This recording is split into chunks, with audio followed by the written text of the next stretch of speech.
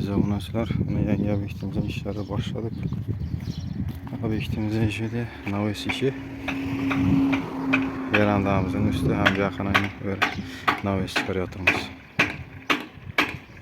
Şipırı kataloglara bilen birge işlek bitamiz kulağınası. Verandamızın içini kataloglayıp gidemiz. Üstüne siklavata yayamız. Şöylece 3 metre. Pena blokların üstüne şilaka blok vurup içine kuyu verdim bunu. Sesime poz blok durattı.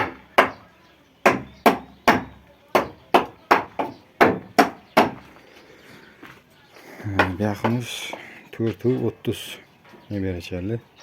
Üstüne 40 santim gönderdik. Arayağına 40 santim çıkardık. 5 metrelik işe koyduk yine ağaç. Kaşımız. Bax taraflar paxsanı koyup yine netki atırmız yine. Strapiyada bola zamanet. 10-40 uzunasına 16 strapiyla arası 70'ten.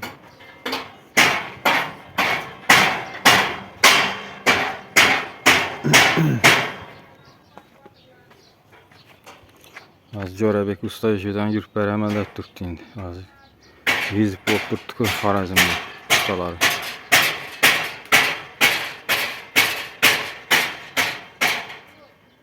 Bizlerin 4 yıl boyunca yüzüp taşacakmız var. Karşımın üstüne yürüp beraber de tuttu. Corabek. Oh, az yürümen dedim ki. Yaltırmayın ben.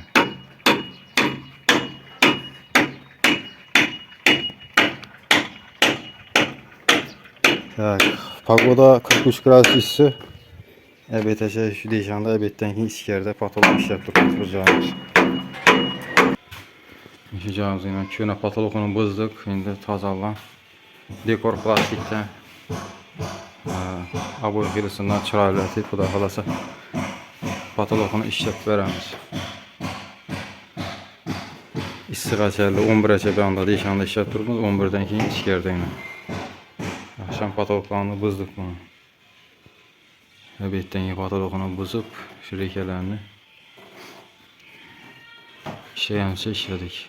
Geçki salkında yine deşana çıkıp işlettik pagoda. Şunu oturttu.